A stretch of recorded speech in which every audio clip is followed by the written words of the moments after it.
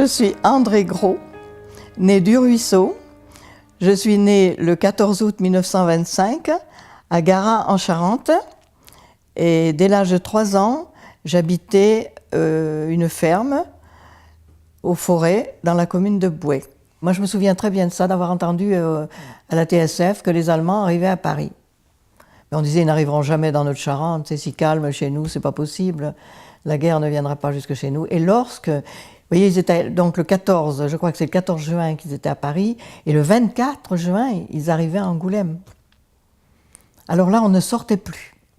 Personne ne sortait. La ferme de mes parents était isolée, mais les gens qui habitaient à 1 kilomètre venaient chez mes parents pour écouter la TSF, et il y avait 2 fermes, à 100 mètres à peu près, venaient à la maison, et alors là, quand on nous a dit, je ne me souviens pas comment on l'a appris, qu'ils étaient arrivés dans la commune de Boué, je ne me souviens pas, mais là, on ne sortait pas du tout.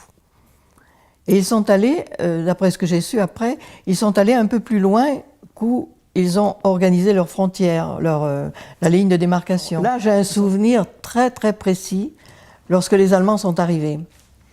On nous disait, ils sont à Boué, il y a la ligne de une ligne de démarcation, il y a une frontière, on ne peut pas passer de l'autre côté. Mais ils n'étaient pas venus encore dans notre petit coin de campagne. Et un jour, j'étais devant la porte avec mon père et on a vu arriver un sidecar. Et quand l'Allemand a vu qu'il y avait des gens, celui qui était dans le siège s'est mis debout. Et là, j'ai vu mon père m'a pris par le bras, on est rentré en vitesse et j'ai vu mon père pleurer pour la première fois. Voir les Allemands occuper la Charente, c'est une chose qu'on n'aurait jamais imaginée, c'est quelque chose inimaginable. Vous savez, au début, je crois que jamais j'avais rendu autant de visites à mon oncle. C'était par défi surtout qu'on passait. Vous savez, puis l'insouciance de la jeunesse aussi, on disait, bon, on passe la frontière, on va de l'autre côté.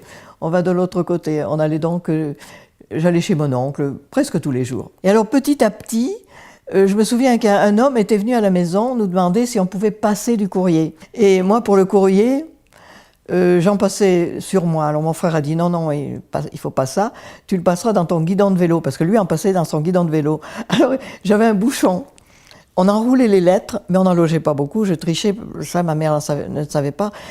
Tout, avec la bicyclette, on avait toujours 2 sacoches, tout le monde avait des sacoches. Et vous savez, la sacoche, pour qu'elle soit rigide, il y avait comme du carton, et je mettais dessous. J'en mettais toujours dessous et je mettais des pommes souvent dessus. Et au retour, on rapportait aussi des lettres, parce que les lettres qui arrivaient chez mon oncle, pour la zone occupée. Il y avait des passeurs professionnels que je connaissais et qui faisaient payer. Ils allaient à la gare d'Angoulême, ils emmenaient les gens, pas jusqu'à la ligne de démarcation, mais souvent ils les emmenaient dans la commune de Garat. Il y avait une ferme qui s'appelle Les Bournis. Ils les déposaient là quand c'était le dimanche. Il n'y avait pas d'employés, il n'y avait personne. Ils disaient, vous restez là, vous couchez dans la grange, et vous allez vous reposer, et vous allez à la ferme. Alors ils les envoyaient après, enfin ils les accompagnaient pas, hein. Et ces gens avaient déjà payé, cet homme, et ils se croyaient en zone libre. Et ils venaient chez mes parents. Et plusieurs fois, ça s'est produit, ce fait-là. Les gens arrivaient, pensaient qu'ils étaient en zone libre. On les hébergeait, et puis mon frère surtout les faisait passer la nuit. Très peu le jour, lui. Moi, je les faisais passer le jour, mais on n'avait pas... on n'avait pas exactement le même... c'était pas... lui, il le passait à travers Bourg, mais moi, j'ai passé vers chez ma tante, un petit sentier qui passait derrière chez elle. Ce qui était dangereux, à mon avis, à l'époque, c'était mon avis de l'époque, ça.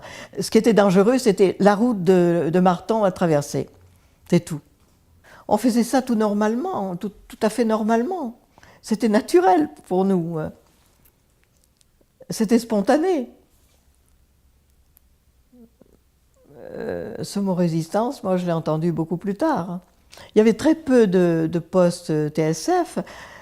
Je ne pense pas que les gens maintenant disent qu'ils ont entendu l'appel du général de Gaulle. Moi je n'y crois pas beaucoup. Hein. Même vous voyez, je connais des résistants comme la Père Massignac, que j'ai connu René Chabas et tout. Personne n'avait entendu le message. Premièrement, il fallait avoir un poste TSF.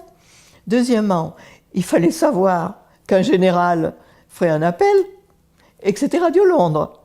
Alors donc il n'y avait plus de ligne de démarcation et René Chabas, que j'ai rencontré qui était déjà lui dans la résistance, au réseau Copernic, je l'ai su beaucoup plus tard, hein, ça. Je l'ai su à mon retour seulement, parce que le nom des réseaux, on ne les connaissait pas non plus.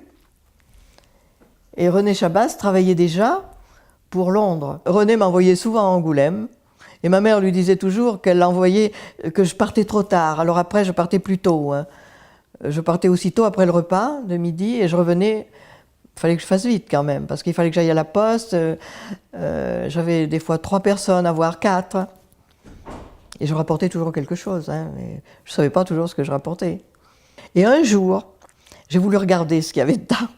Et comme une autre personne m'avait donné autre chose, j'ai ouvert le paquet de l'autre personne, parce que je dis, je veux quand même savoir, surtout que c'était un gros paquet. J'étais furieuse parce que l'autre personne m'avait donné des vêtements et un peu de ravitaillement, un petit peu, pour son fils qui était caché avec qui faisait partie de la petite équipe des parachutages, là, ce que j'ai su plus tard, qui était le BOA. Alors j'ai dit, il me fait prendre des risques uniquement pour ça, et mon frère me dit non, ce qui nous intéresse, c'est ce qui est dans le papier journal. Effectivement, j'avais quelque chose, c'était des faux cachets, des cachets qui étaient dans le papier journal. Parce que j'étais furieux, j'ai dit, vous dites que c'est risqué d'aller à Angoulême, on m'envoie pour ça, pour amener des vêtements. René m'a dit, il faut que je voie ton père. Alors bon, on s'est rendu compte plus tard que la ferme était sur un lieu qui l'intéressait, dans un lieu qui l'intéressait, près de la forêt de Bois Blanc. Le lieu de la ferme était intéressant pour lui, pour ce qu'il devait faire plus tard, pour les parachutages, quoi. Et alors là, c'était quand même un peu plus sérieux. Après, enfin, à mon avis, quand René nous a annoncé les parachutages. Alors, il avait les lieux de parachutage, les noms de chaque terrain qui étaient homologués. On savait qu'ils étaient homologués à Londres. Alors là, mon père a fait son fameux trou. Faites-moi confiance, on les cachera, les armes. Et mon père a creusé, et ça existe peut-être encore, et j'ai les photos là, a creusé une cave. On appelait ça le trou. Alors René m'envoyait beaucoup à Angoulême, surtout pour les cartes d'alimentation, les fausses cartes d'identité. Il y avait des personnes qui nous fournissaient, qui travaillaient à la préfecture et à la mairie, qui nous fournissaient des cartes, ce que je vous ai montré tout à l'heure. René, quelquefois, il venait un peu tard à la maison. Alors ma mère ose péter parce que, vous savez, la nuit, surtout l'hiver, la nuit vient très vite et puis on n'avait pas le droit de sortir. C'était la défense passive. On n'avait pas le droit d'être dehors la nuit. Et ma bicyclette, en plus, n'avait pas de lumière. Puis de toute façon, on ne pouvait pas se servir de lumière la nuit. Or, René m'a envoyé beaucoup, beaucoup à Angoulême. Alors j'ai su après que j'étais un agent de... Mais je ne savais pas. Et alors René, quand je ne connaissais pas quelqu'un qui m'envoyait à une adresse, il m'avait donné un mot de passe. C'était Madame Le Bouc va bien. Alors, mon père, dans ses souvenirs, quand il a écrit ses souvenirs, il a dit que j'allais chez les gens, je disais Madame Le Bouc va bien. Eh bien, je peux vous assurer, j'ai jamais pu le dire complètement. Ça me mettait en colère, parce que moi j'étais très fière de dire « Madame Le Bouc va bien ». Eh bien, j'ai jamais pu le dire, parce que dès qu'il me voyait arriver cette gamine, il me disait « Bon, rentrez tout de suite ». J'ai jamais dit la phrase en entier. La phrase entière, je n'ai jamais pu la dire. Je savais qu'il fallait pas que je me fasse prendre, quoi, que c'était un peu plus dangereux. Là, c'était plus sérieux quand même.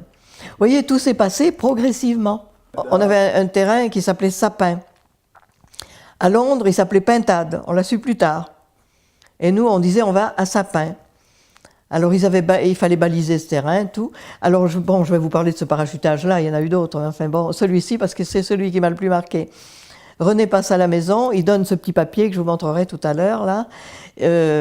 Alors, sur le terrain Sapin, il fallait écouter un message de Londres. Alors, on écoutait 3 fois par jour. Enfin, la 3e fois, il partait déjà de Londres. Hein. Alors, quand il passait vers... je me souviens plus très bien, mais enfin, je sais qu'il passait vers midi. Et René m'a envoyé chercher des personnes sur qui on pouvait compter. J'avais des adresses, mais dans la commune, c'était pas très éloigné quoi, de la ferme de mes parents. Alors j'allais leur dire, rendez-vous ce soir à 9 h, à 21 h. Alors ils savaient que c'était chez mes parents, quoi. On ne m'a jamais refusé, sauf une fois une femme qui n'a pas voulu que je dise à son mari parce qu'elle avait un enfant et bon. Mais c'est la seule fois. Alors ils arrivaient à la maison. Nous, entre-temps, René nous avait donné le message personnel qu'on avait déjà écouté, bien sûr. Alors c'était par exemple les petites deviennent grosses. Alors voilà, quand ils étaient à la maison, ils partaient, ils n'étaient pas tellement nombreux, hein, avec des lampes acétylène. Avec ma mère, on faisait le guet, on faisait le tour de la maison, on allait jusque sur le chemin où ils étaient. Moi, je faisais suivre ma bicyclette, mais ma mère ne savait pas faire de bicyclette. Et on savait que s'il y avait quelque chose de dangereux, enfin, qu'il y avait un moment dangereux, je devais aller les avertir. C'était tout petit chemin de forêt, mais je savais où était le parachutage, je savais où était la cache d'armes. Alors l'avion est arrivé et reparti. Alors ils ont été très inquiets. Chacun est parti chez soi. Le deuxième jour, le message passe encore, les petites deviennent grosses. Pareil, enfin 3 soirs comme ça. Et on s'est rendu compte que la lettre L avait été... un autre avait une autre lettre et ils ont fait un échange avec Charles Franck. Mon frère et Charles Franck ont fait un échange de lettres. Et le 4e soir, on a eu un parachutage, mais beaucoup plus important qu'on attendait. Alors dans le trou, ils ne logeaient que 3 tonnes. Mais on avait reçu 4 tonnes. Alors ils en avaient mis sous des branchages. Les armes, il a fallu en emporter dans la forêt aussi, dans la forêt de Bois Blanc, avec les chevaux, un soir. Et il y a un conteneur qui est tombé, parce que bon, la maison est isolée, la ferme est isolée, mais un peu plus loin, il y a 2 fermes, et dont une sur le bord de la route. Et il faisait très nuit, ils emportaient ça, avec les charrettes, ils transportaient pas mal d'armes, là, qu'ils transportaient dans la forêt de Bois Blanc, où Chaban devait venir les chercher. Et il y a un conteneur qui est tombé juste à côté d'une maison habitée. Alors, il est sorti avec une lampe, je ne sais pas, là, le père Pala là, est sorti. Et il a dû voir ce qui s'est passé. Mais vous voyez, les 2 personnes, là, les 2 fermes, ils ont dû savoir beaucoup de choses. Enfin, ils ne savaient pas tout, mais ils savaient qu'il se passait quelque chose. Seulement, il y en avait un qui était resté fidèle à Pétain, mais il n'aurait jamais dénoncé. Hein. Mais dès le début, pour lui, Pétain, il avait fait la Grande Guerre, il avait combattu, peut-être pas carrément aux côtés de Pétain, mais enfin, plus ou moins sous les ordres de Pétain. Il avait une admiration sans limite pour Pétain. Et cet homme est resté fidèle à Pétain. Mais il était bon français. Mais on n'avait pas d'informations à l'époque. Surtout dans nos campagnes, on n'avait pas d'informations. Hein. C'était... les informations, c'est des informations allemandes, quoi. Et il est resté presque jusqu'à la fin. Il s'accrochait avec mon père de temps en temps. Moi, je disais que mon père avait raison, bien sûr. Mais pour lui, Pétain, c'était la bouée de sauvetage au début, même jusqu'en 1943. Hein.